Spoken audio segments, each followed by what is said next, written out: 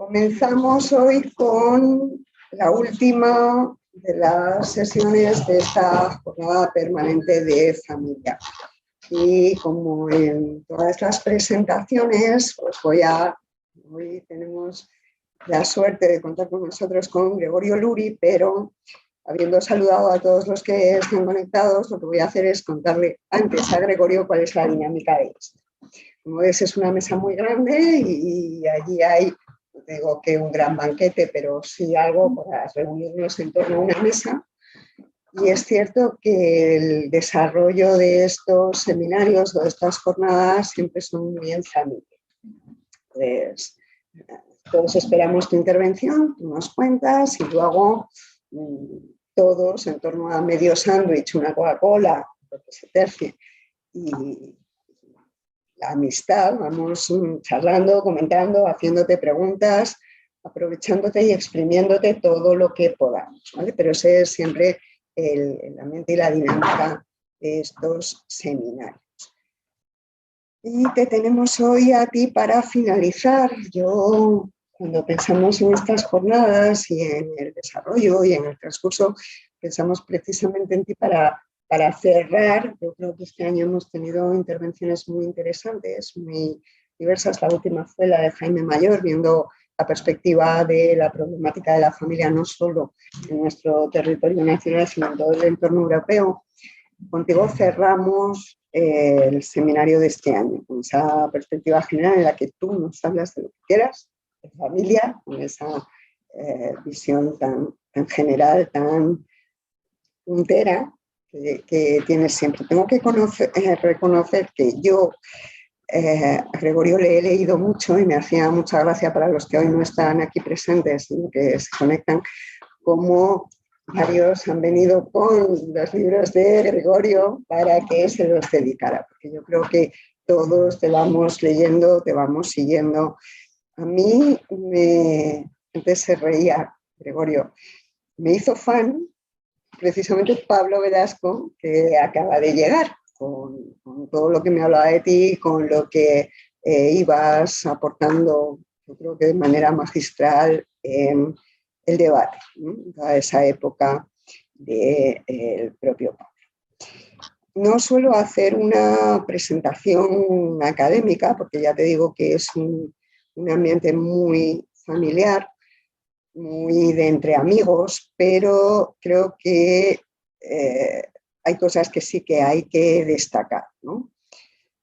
¿Por qué? Porque como docente, como profesor, como maestro en el más pleno sentido de la palabra, Gregorio ha impartido docencia en primaria, en secundaria y en universidad.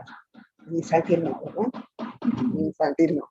Pero abarcas todo. Me ha parecido siempre los más difíciles y siempre me han dominado de manera muy dictada en los pequeñajos. Nunca he podido, confieso, mi incapacidad para llevar mínimamente organizado un grupo de más de 3 niños de menos de 6 años. Y cuando los veo me siguen pareciendo exactamente igual. Pero yo creo que eso te da una perspectiva muy real, muy amplia de todo lo que es la educación desde el principio hasta las etapas universitarias, ¿no? Autor de más de una veintena de libros, y no me resisto a decir los títulos que me parecen magistrales de muchos de ellos, ¿no? Introducción al vocabulario de Platón, Matar a Sócrates, aforismos que nunca contaré a mis hijos, El cielo prometido, Elogio de las familias sensatamente imperfectas, claro que sí, o La escuela no es un parque de atracciones. Sí, está aquí mi editor, y tiene que decirlo, por favor. Efectivamente, editorial Encuentro. No, pero yo terminé un libro que era una cosa, esto no lo voy a editar, no voy a publicar nadie, era un tipo de prudencia, se titula Es una biografía intelectual de Leo Strauss, y resulta que no nos conocíamos de nada, se lo envió y me dice, sí, y eso me pareció magnífico. Es que los que conocemos a Manu Oriol desde hace tiempo, conocemos por una parte su prudencia, pero también su osadía y su audacia que se refleja en el encuentro. O sea, que no está eso nada mal. era obvio, pero no estaba ni mucho menos editado un bestseller. Bueno, pero siempre edita cosas muy buenas. Y luego, otra cosa que creo que es muy importante decir es, con eso que muchas veces somos autorreferenciales o nos miramos el ombligo, Gregorio trasciende fronteras. Entonces, todo ese, no sé si club de fans o toda esa relevancia que tiene, esa pues, importancia en muchísimos que nos dedicamos también a la docencia, a la educación, a la familia, ¿no? No es solo en España, sino también mucho más allá. No sé si quizá, por eso es gusto personal, en el mundo hispanoamericano, pero no solo, también en el mundo anglosajón. Bueno, pues... Es que tocas un tema muy importante para mí. Es que hay cosas que son tan grandes, no son tan grandes, son tan maravillosas y las tenemos al alcance de la mano y además cada vez que vas te reciben de maravilla, que yo no entiendo por qué no lo tenemos más presente todo ese mundo, ¿no? Yo creo que sería no solo necesario, sino además absolutamente enriquecedor. Pero, no sé, eso me sorprende. Yo siempre que puedo voy, además tiene al modo de ver, una consecuencia terapéutica, que vas allá y dices, esta gente tiene problemas en la educación. Vuelves aquí y te encuentras con manías. Nosotros estamos llenos de manías, que si la tiza, que si la pizarra, tal. Eso que la tiza la están desterrando. No, pero cuando te encuentras, pues qué sé yo, con maestros de la península de California, en México, les pregunta a ver, me dicen, no, sí, tenemos todo, estamos muy contentos. Lo único que la municipalidad está tardando un poco en ponernos el tejado de la escuela, ¿no? Y dices, pues vale, cuando te encuentras con niños en Chiapas, en la selva, que van andando 4 horas diarias a la escuela y vuelven 4 horas diarias, ante eso, ahora en octubre voy a Colombia y ¿sabéis lo que han pasado a lo largo? Y nadie ha hablado de ellos, de la epidemia de la COVID, maestros que tenían que estar recorriendo la selva en unas barquichuelas, pero o sea, extensiones como Madrid, ¿no? Y que han muerto muchísimos porque se ha cebado, ¿no?, la epidemia en los poblados indígenas. Y allá está, es decir, llevándoles la tabla de multiplicar a los niños perdidos por no sé dónde. Para mí eso me deja, ¿cómo no vas a ir? ¿Cómo vas a tener que hacer esto? Pues sobre todo, porque te reciben con los brazos abiertos. Es una de las alegrías grandes que hay, trabajar con ellos. Sin duda, yo creo que además nos resitúa y hace que pongamos en su sitio lo que hay veces que nos parece problemas enormes y no son más que minúsculas.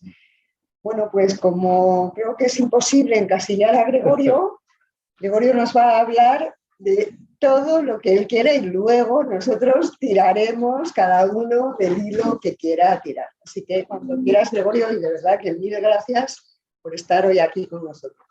Bueno, yo tengo que comenzar haciendo una referencia. Yo creo que tenéis, no me lo confesaréis, pero que aquí en San Pablo CEO tenéis una especie de ideario oculto en el cual está como primer punto exprimir al máximo al invitado.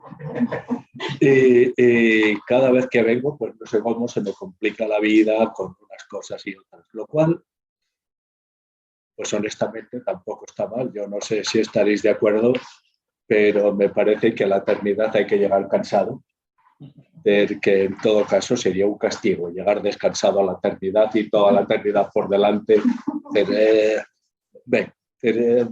Digamos que forma parte de hay que llegar cansado, como a priori, ¿no?, para merecer la eternidad. Vamos a hablar de la familia, voy a hablar de la familia y en cierta manera creo que hablar hoy de la familia tiene algo de heroísmo triste, porque se trata de defender lo que es lo evidente y lo que nos ocurre con lo que creemos que es evidente es que nos pilla desarmados. Es decir, tenemos muchos argumentos para criticar, qué sé yo, el concepto del amor de Hegel y cómo se resuelve la eticidad del matrimonio, y ahí pues podemos discutir tal cual, pero cuando te encuentras pues en la situación actual y que se pongan en cuestión cosas tan elementales y al mismo tiempo tan extraordinariamente jugosas, pues como el amor romántico, pues te quedas un poco fuera de juego, ¿no? Con una cara de tonto, porque ni se te ocurre, ¿no? Es decir, ¿cómo se puede plantear, si es una de las grandes fortunas que puedes encontrar en la vida, que haya alguien por allá afuera que te quiera y que además te quiera mucho conociendo todos tus defectos uno por uno, ¿no? Y que te encuentres con eso y que eso se ponga en cuestión? Pues bien, resulta que tenemos que quizás a los que estamos aquí, a las generaciones de los que estamos aquí, nos ha tocado como misión histórica algo para lo que no estábamos preparados, que es la defensa de lo evidente. Y para defender lo evidente, pues hay que plantearse argumentos, hay que ver cómo nos armamos para defender lo evidente. Es decir, ya no es suficiente con mostrarlo.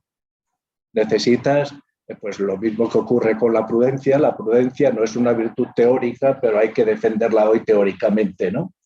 Y podríamos hablar de muchas otras cosas. La tesis básica que voy a defender es que la esencia de la corrección política no es tanto un ataque más o menos sesgado, más o menos directo a una institución como la familia, sino la puesta en cuestión de algo más elemental, más vital, más profundo, más esencial y al mismo tiempo que está en los cimientos de cualquier sociedad sana, que es lo que Husserl llamaba el mundo de la vida.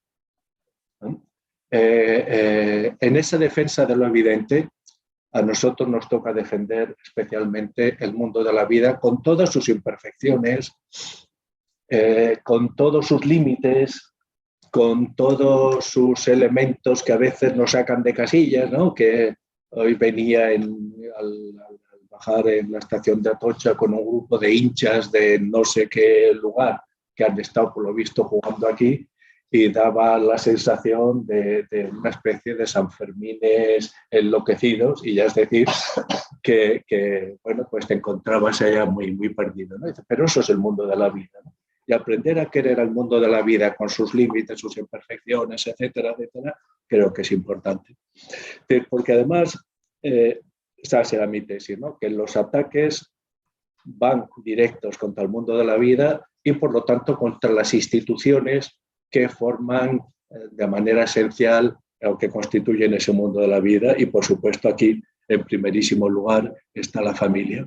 Los ataques a la familia lo son, a mi modo de ver, en tanto que institución básica del mundo de la vida. Digamos que el mundo de la vida lleva mucho tiempo haciéndose sospechoso por lo que llamaré las ideologías de la ortodoxia. Creo que todos somos conscientes que aquí estamos los heterodoxos hoy.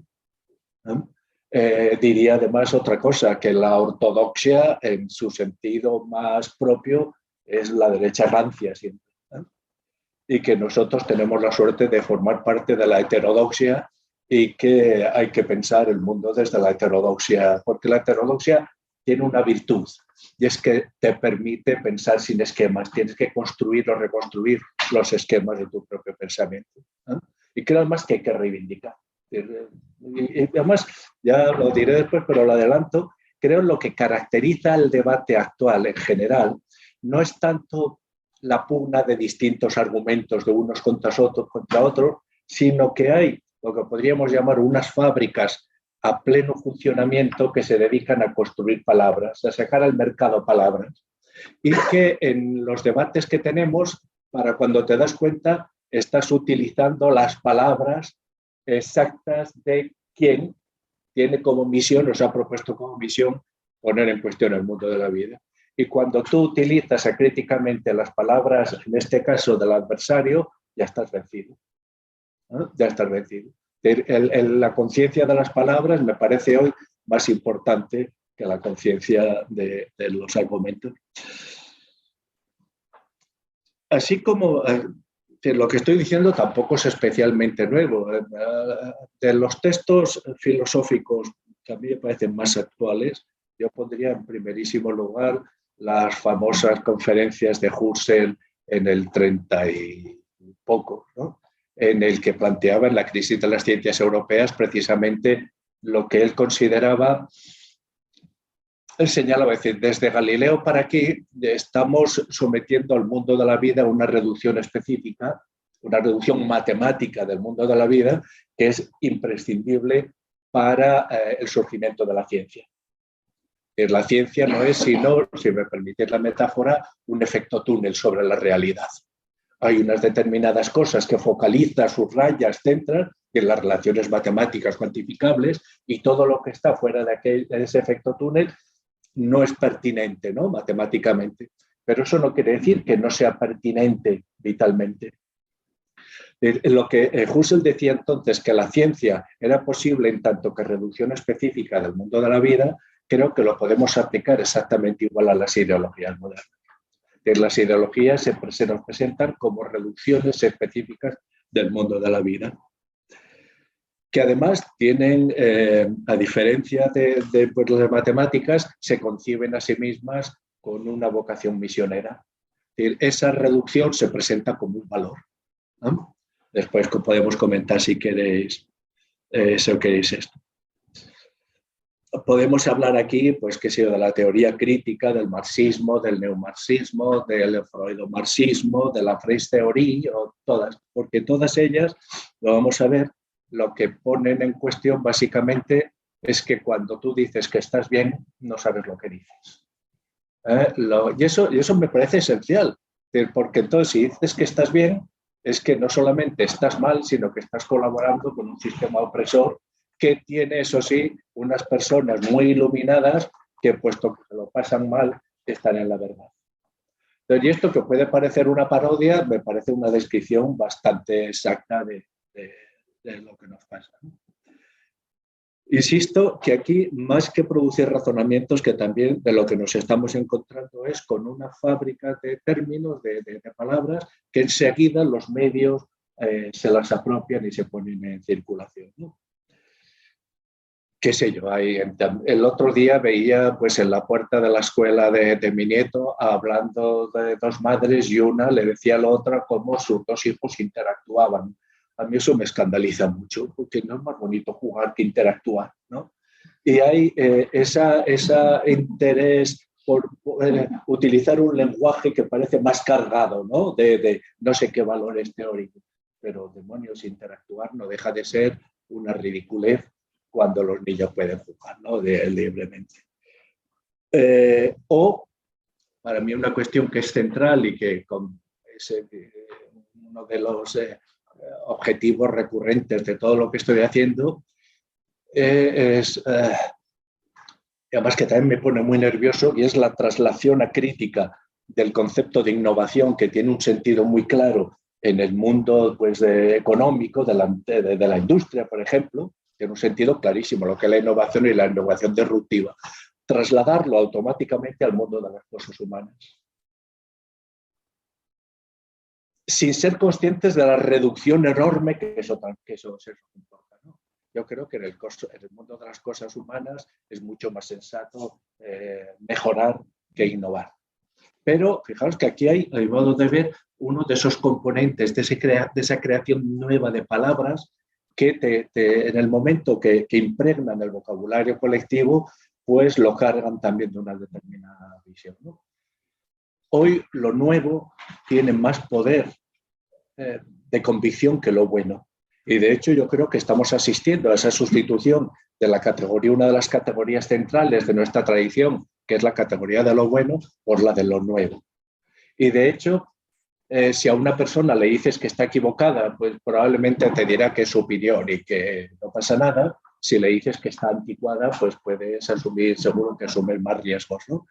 Esa sustitución, esa consideración que si algo es nuevo y sobre todo si es innovador, está libre de mácula y por lo tanto tenemos todos que sacar el reclinatorio delante del innovador. Insisto, que es indudable que cuando aparece, qué sé yo, cuando aparece este aparato, pues liquida de un día para otro todos aquellos antiguos aparatos de caseros. Eso es una innovación disruptiva, clarísimamente, ¿no? Y las cámaras fotográficas, mil cosas, ¿no? 1000 cosas. Y además la mayor parte de ellas están muy bien.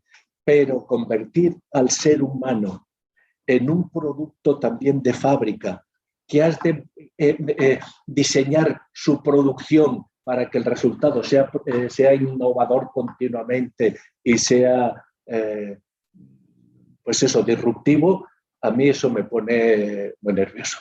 Lo digo honestamente porque veo implícito un riesgo enorme.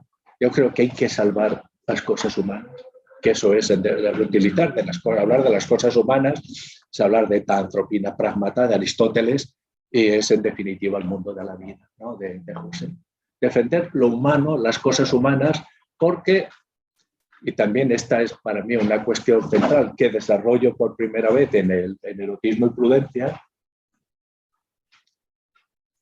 que las cosas humanas son no éticamente heterogéneas del resto. Esto tan pedante quiere decir básicamente lo siguiente.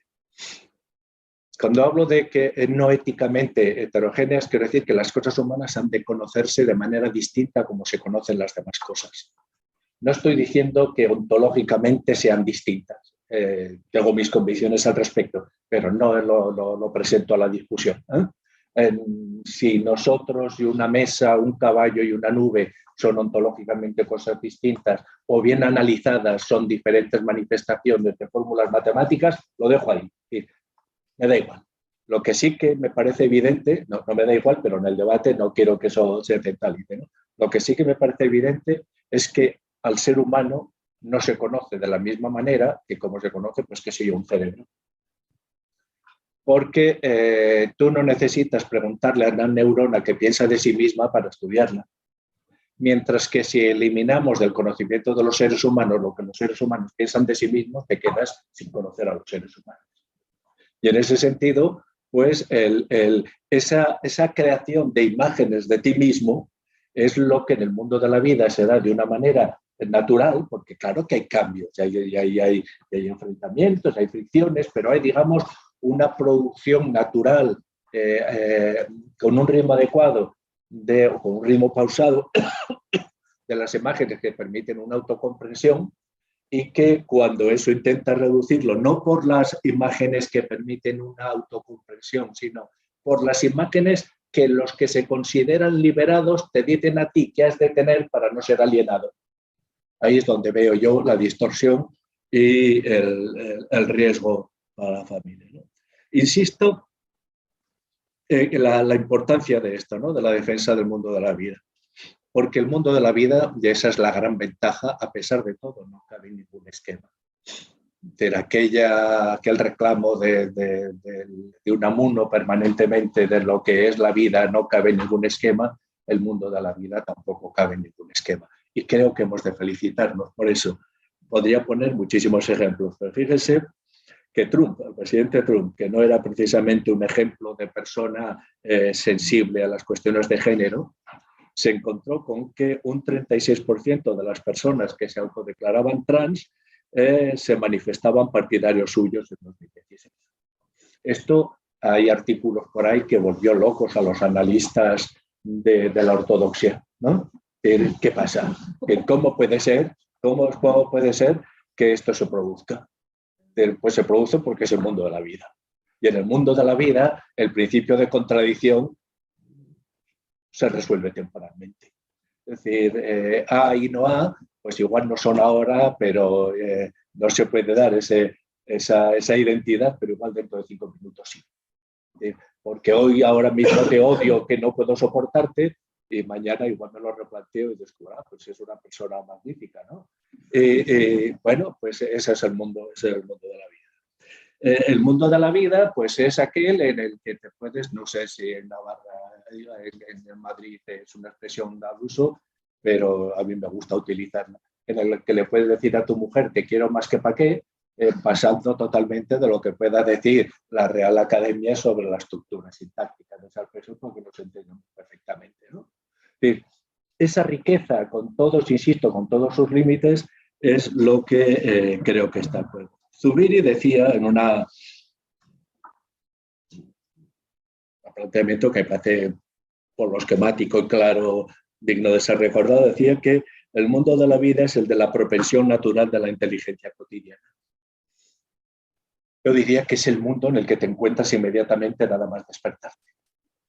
Ese es un mundo sin demasiadas ideologías, que está allá, que se mantiene vivo, etc. El mundo en el que, pues eso, las cosas humanas se plantean de manera distinta. El mundo en el que se pueden dar lugar, un fenómeno que a mí me interesó mucho cuando ocurrió en Francia, que aquí pienso que no se le dio la importancia que tenía y no se dedujeron las conclusiones que se podían deducir. Me imagino que estáis al tanto de la famosa Manif pour tous en Francia, ¿no? Es decir, esa alianza, por ejemplo, entre cristianos y musulmanes en defensa de la vida, pues aquí estaría muy lejos de plantearse, porque teniendo los mismos intereses tenemos distinta historia, ¿no? Y entonces distinta historia próxima, me refiero, y por lo tanto las identidades y las diferencias circulan. Bueno, ¿qué es el mundo de la vida? Pues Chesterton lo define de maravilla. Es el mundo de la risa, el matrimonio y la cerveza, efectivamente. Y las tres cosas son dignísimas de defenderse, ¿no? Dos ejemplos poéticos de lo que es el mundo de la vida. O el primero, de Enzensberger, que dice, habla de la gente común, y dice, si no estuviera la gente, siempre y en todas partes estorba a la gente, todo lo embrolla. Cuando se trata de liberar a la humanidad, va a la peluquería. En vez de seguir entusiasmada a la vanguardia, dice, ahora estaría bien una cerveza. En vez de luchar por la causa justa, lidia con las varices y el sarampión. En el momento decisivo busca una cama o un buzón. Poco antes de nacer el milenio, se pone a limpiar los pañales del niño. Si no estuviera la gente, todos harían un flip-flap. Pero está la gente y esa es nuestra suerte. ¿No?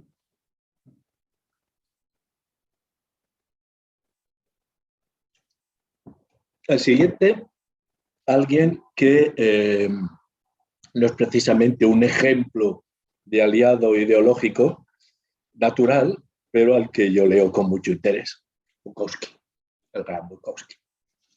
Observando a los bebedores de cerveza de la estación de Mannheim, siento confirmada una íntima convicción de manera pública. Manteniéndose de pie ante la historia y ante sus propias existencias, estos tipos demuestran que vivir puede ser terrible unas veces, pero otras es casi aceptable. No hace falta gesticular. La cerveza no es tan mala y el tren acabará llegando. Bueno, ¿por qué estoy insistiendo en esto de la cerveza? Para mí no fue en absoluto una casualidad que Carmen Calvo, en las últimas elecciones a la Asamblea de Madrid, reconociera públicamente que para un socialista es dificilísimo hablar de cañas, de ex y de berberechos.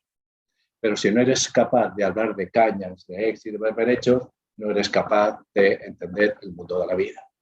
Porque hay momentos esenciales en el que una caña y unos berberechos te arreglan un día o una semana. Entonces, no entender eso me parece bastante triste, ¿no? Pero, en fin, podría poner 20.000 ejemplos más de ese tipo. El marxismo, ya lo saben ustedes, ha visto siempre a la familia como una institución del antiguo régimen que era preciso batir para abolir por completo la división del trabajo. Y además, en los primeros años de la Revolución Rusa estaban convencidos de que lo podían hacer, ¿eh? Que la familia había llegado a su fin y que iban a aparecer nuevas estructuras más sociales, etcétera, etcétera. Tanto es así que cuando Dewey, en 1928, visita, porque esta es una historia poco conocida, pero los revolucionarios rusos llaman a Dewey, que es el creador de la escuela progresista norteamericana, a que les monte la escuela socialista en la URSS. Y el proyecto durará hasta que llega Stalin y dice esto no me proporciona gente para los planes quinquenales. Y a partir de ese momento, Dewey pasa a ser en la URSS el prototipo de pedagogo burgués individualista, ¿no? Pero bueno, cuando él hace el viaje y vuelve, tiene unos artículos interesantísimos en The Nation que dice, entre otras cosas, cómo estaba asistiendo, dice, encuentra loables los proyectos pedagógicos de superar los límites de la familia tradicional y de crear nuevas formas de socialización primaria que acabarían con el egoísmo, los ideales privados y sobre todo la división del trabajo. Sin embargo, como Marx ya intuía con claridad, es imposible socializar por completo el propio cuerpo. Ya podemos dar todas las vueltas que queramos, que como dicen muy bien algunas feministas, mi cuerpo es mío. Lo que pasa es que no, quizás no en el mismo sentido que lo dicen ellas, pero mi cuerpo es mío. Y eso que es mío no puedo, por mucho que yo os caiga bien, no vais a sentir mi dolor de muelas. En todo caso, podéis pensar que mi dolor de muelas puede ser un dolor semejante al dolor de muelas que tuvisteis no sé qué día, ¿no? Pero no vais a sentir, y no vais a sentir, por mucho que nos caigamos bien, qué demonios quiero decirle yo exactamente a mi mujer cuando le digo te quiero más que para qué. O ella me contesta, no seas pelma. ¿Vale? Pues, bueno. Es decir, eso me parece importante porque nunca nos podemos desentender del propio cuerpo, pero si el cuerpo es lo más privado por naturaleza, entonces el comunismo completo exigiría la exclusión del cuerpo. Y algún proyecto hay, ¿no?, de transhumanismo que va por ahí. En todo caso, fíjese que ni el nivel del cuerpo, en el que podemos decir el nivel más bajo, el nivel del cuerpo, ni en el nivel más alto, el de la mente, son posibles la colectivización. Mi pensamiento también es mío, mi razonamiento es mío, mi convicción es mía, es decir, ese asentimiento a un pensamiento como verdadero se lo tengo que dar yo. Es decir, sí, pues el cuerpo y la sexualidad permanecen como productos no socializables, a pesar de que los mismos que dicen mi cuerpo es mío están diciendo que todo en el mundo de la vida es una construcción social, pues entonces aquí nos encontramos con un problema extraordinariamente interesante para entender dónde nos situamos. Porque además resulta que con frecuencia te encuentras, en el caso de la mujer, no sé si estaréis de acuerdo, que para defender a la mujer se recurre a esas instituciones que calificas continuamente como paradigma de lo falocrático, ¿no? El Estado, la policía, el juez.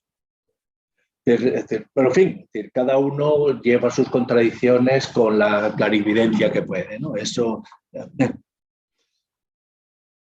Me interesó mucho un comentario que Alexievich, la del hombre, el homo soviético, dijo en una entrevista de pasada, porque ya me lo habían dicho por otro sitio algún amigo que tengo por Moscú. Que mira, Alexievich lo confirma, pero aquí amigo me dice, ¿ya sabes cuándo comienza de verdad el fin de todo esto?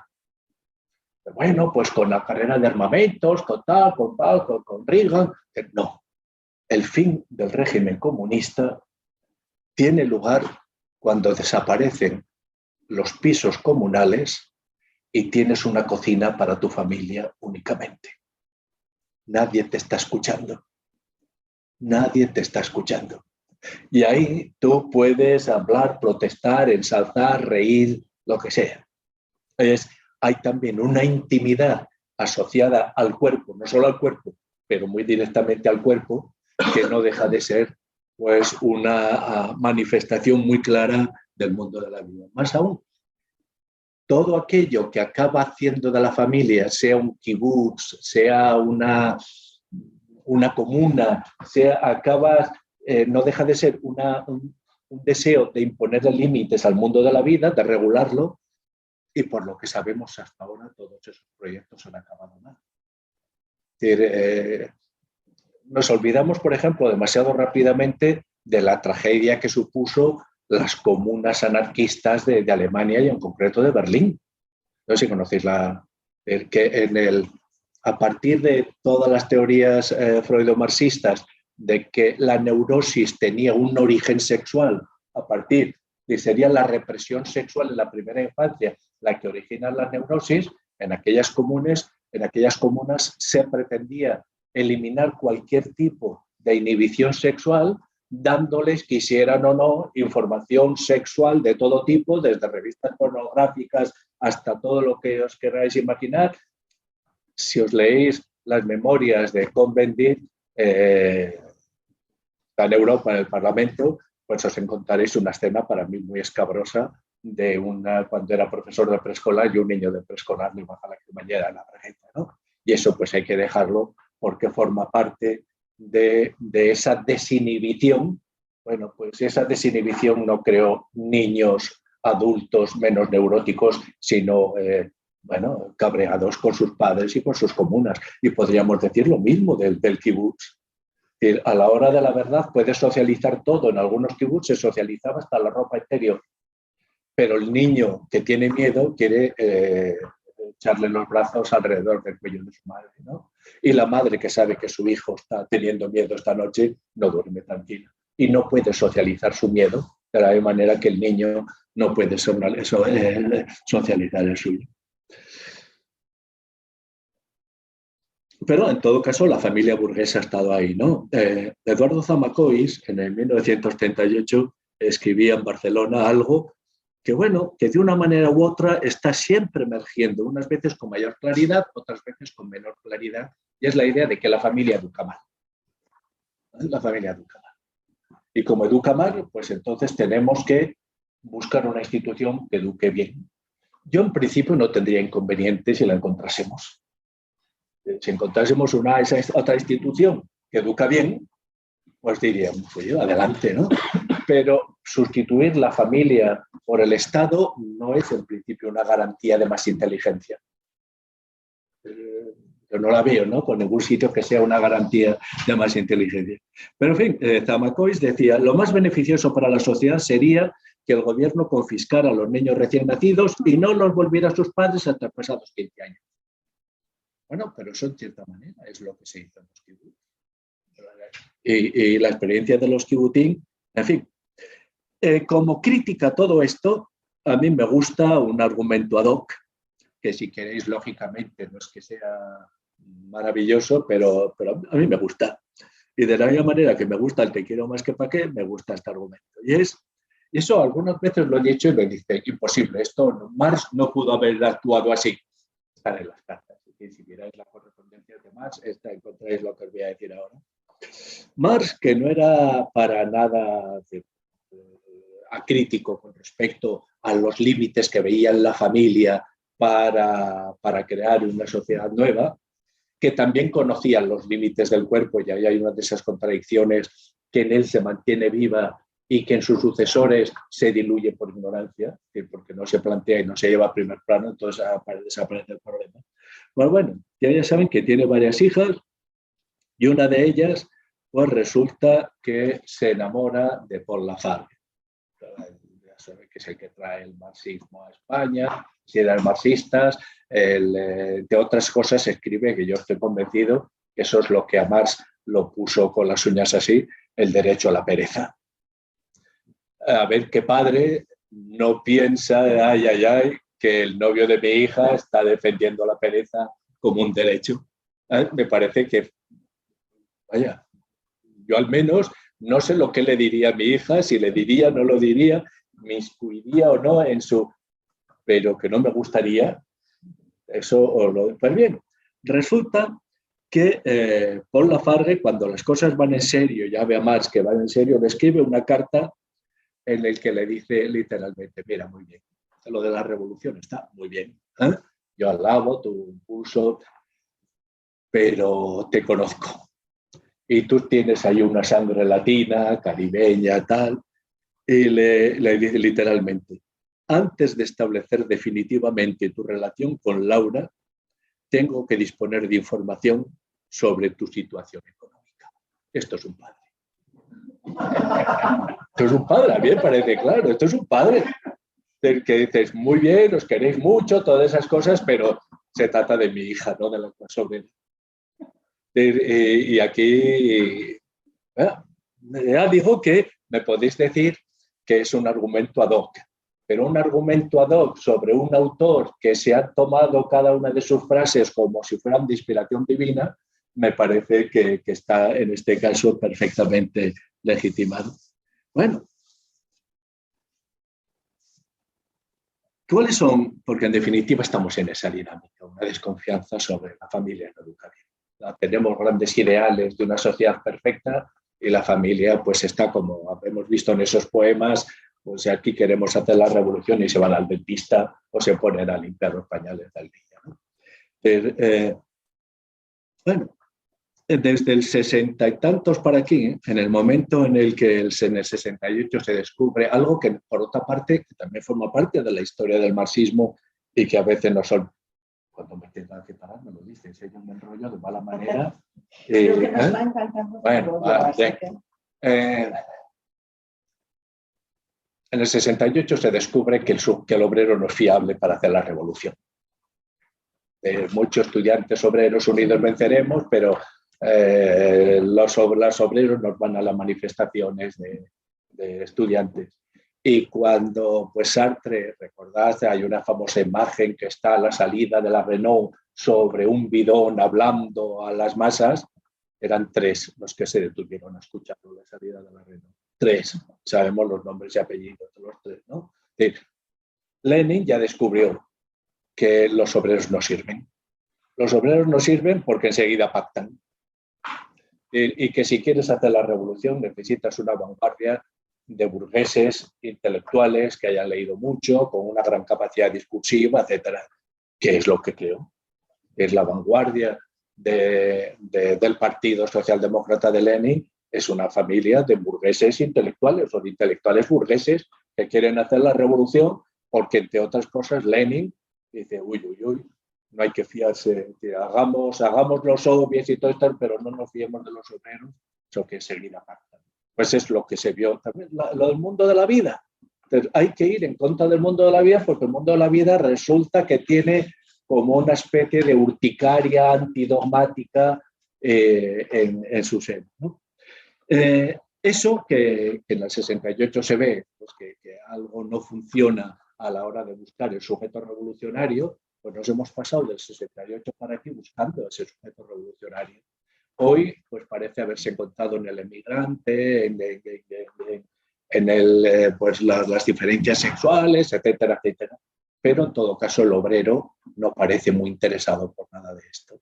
Y el fenómeno que a la gente de izquierda en Francia los tiene absolutamente enloquecidos es que el partido obrero, el principal partido obrero de Francia, sea el Front National, ¿no? Pero es que ha pasado aquí. ¿Qué ha pasado aquí, no? Por otra parte, aquí podríamos hablar de cosas muy interesantes sobre esto, sobre quiénes han traído realmente las reformas sociales, pues, por ejemplo, en España, qué partidos han traído. Entre los intelectuales que heredan esta tradición y la actualizan, quizás los más nombrados sean hoy Foucault y Bourdieu. Foucault, los dos, curiosamente, al final de su vida cambian. Los dos. Y si alguna vez tenéis oportunidad, qué sé yo, de traer aquí a Finkelkraut, hay... Y además, en el texto que le publicasteis, ¿cómo era? Que era... Todos nosotros los modernos, sí, me parece, en primera persona. Pues en primera persona, sí, que hace referencia precisamente a su juventud y cómo estuvieron el nuevo desorden amoroso y tal. Habla de Foucault, como dice, y alaba su valentía para replantearse todo lo que había estado diciendo. El último Foucault es el más olvidado. Precisamente, no es que sea el más olvidado, sino que a las nuevas, creo que en España en estos momentos Foucault será una de las personas, uno de los autores que más tesis doctorales lleva, ¿no? Y sin embargo, sistemáticamente se ignora ese replanteamiento de sus posiciones. Y en el caso de Bourdieu, aún más claramente, se ha pasado toda la vida criticando la escuela y el sistema educativo como un sistema de transmisión de los valores capitalistas y al final dice, me he pasado. Me he pasado porque si nos quedamos sin cultura, ¿quién sale aquí ganando? Ese es el planteamiento del último. Pues bien, tampoco os encontraréis referencias ni al último Foucault ni al último Bourdieu, ¿no? Sin embargo, hay abundantes cuando Bourdieu critica el mundo de la vida como lo que él llama el mundo de la doxa.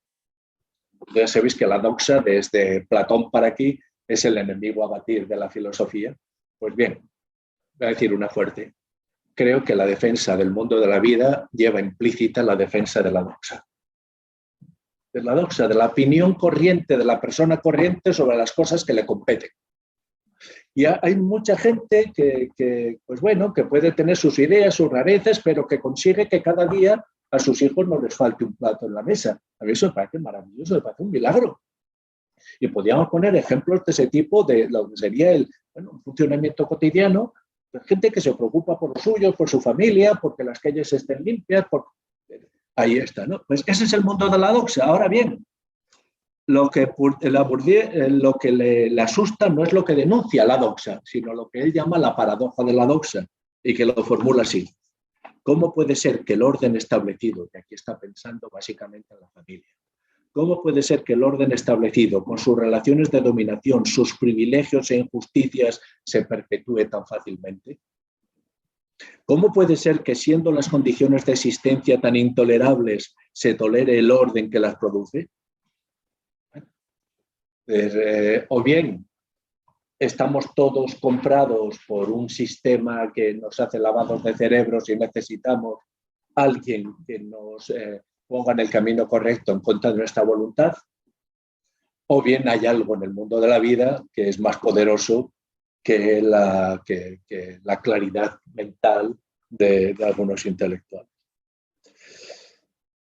Yo creo que este es el esquema en el que nos encontramos. Aquí podríamos hablar de la familia, podríamos hablar de la cultura woke, de Great Awakening, podríamos hablar algo que también, porque la familia aparece como reducto de cualquier crítica que se hace al sistema, ¿no?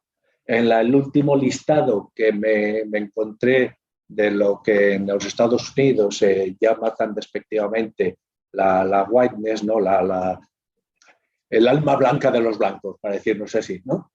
Pues se ponía, ¿dónde estábamos? Es decir, los rasgos que supuestamente forman parte de esa cosa, que es la whiteness, la defensa del derecho de propiedad. Y os he dicho, hay dos derechos de propiedad que no es que los tengas porque quieres tenerlos, sino porque no puedes desprenderte de ellos, ¿no? Tu cuerpo y tu capacidad intelectual. La defensa, la cultura de los derechos individuales, la ocultación de las emociones propias en el trato con los demás, la ética del trabajo, el respeto por la autoridad, la utilización reglamentaria del tiempo, la tendencia a hacer planes de futuro y, por supuesto, la familia nuclear.